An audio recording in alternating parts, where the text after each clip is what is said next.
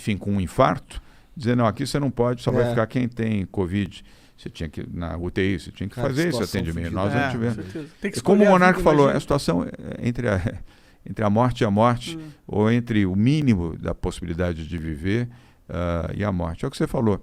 2019 foi um ano maravilhoso, não teve Covid, tivemos tudo de bom aqui em São Paulo, crescimento econômico, geração de emprego, geração de oportunidade, tudo, pá! Veio a pandemia em março, mudou a história de São Paulo, mudou a história do Brasil, mudou a história do mundo. Sim, foi a pandemia que foi a condução do controle da pandemia que te separou do Bolsonaro? O que foi? Boa pergunta, Igor. Não, foi antes. Logo no terceiro mês. Primeiro que o Bolsonaro demitiu já 2 ministros no primeiro mês. Nunca vi isso, alguém assumir no primeiro mês. Demitiu Gustavo Bebiano, que morreu até de desgosto, na minha opinião. E o Santos Cruz, lembra? No primeiro mês. Como é que pode alguém nomear 2 ministros e no primeiro mês demite 2 ministros em 30 dias de governo? Depois... Ele chegou a nomear o Bebiano? Sim, senhor. Bebiano era ministro de Estado.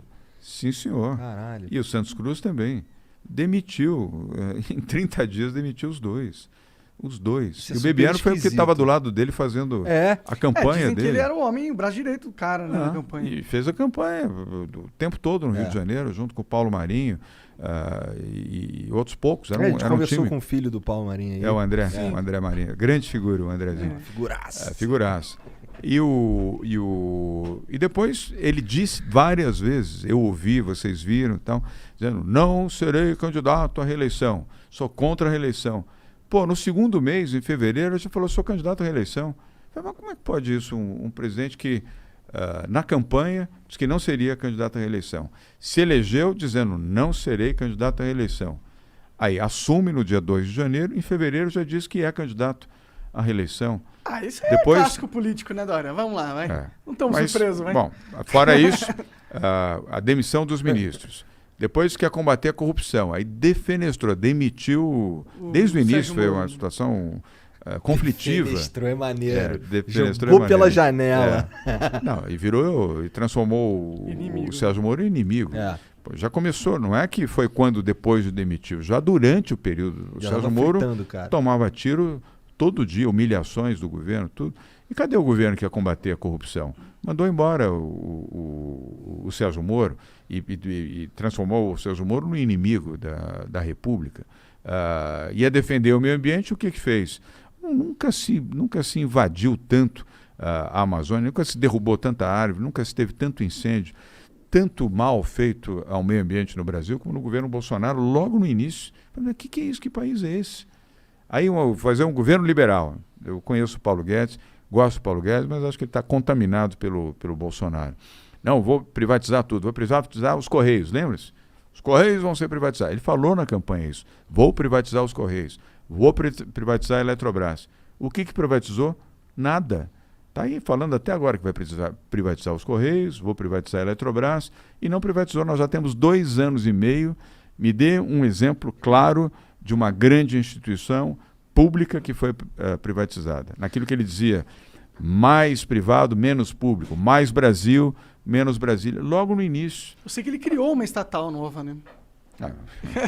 Vou acabar com a tal da TV Brasil, lembra-se? Não, isso é um absurdo, não sei o quê, lulista, para fazer propaganda de petista, está aí a TV Brasil, consome uma fortuna e só fica falando baboseira do Bolsonaro, dos filhos do Bolsonaro, dos amigos do Bolsonaro, o dia inteiro. Aí no terceiro mês, e sem contar que as 2 vezes que eu tive com o Bolsonaro, eu falei, pô, esse cara não é possível.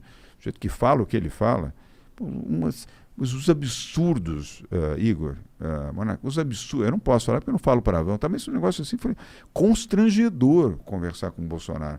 2 conversas, fui como governador lá em Brasília, eu falei, não é possível, esse homem não tem alguma coisa errada, ele não é normal, falando as coisas que ele fala, os absurdos que ele fala, afrontando, chamando o Superior Tribunal, o Supremo, o STF, dos maiores palavrões que você pode pronunciar, já no segundo mês de governo ele falava isso, eu vou acabar com esse Supremo, vou não sei o quê, brigava com o Rodrigo Maia, o Rodrigo era o presidente da Câmara Federal, filho disso, filho daquilo, mas não sei o quê, eu falei, pô, que é isso? Onde é que nós vamos parar? Você está chegando agora, foi eleito, já briga com o Supremo, briga com o presidente da Câmara, já machucando os governadores. Não tinha Covid. Não tinha Covid. Antes da Covid. A Covid só veio em março. Não governa mais, né? Não governa mais. Falei, esse homem é um homem do conflito. É um homem do destempero total. Aí eu já rompi. Aí, para piorar, ainda falou um dia lá que ia tirar a Fórmula 1 de São Paulo. Aí foi, sabe, a gota d'água. Você não lembra daquela entrevista que ele deu?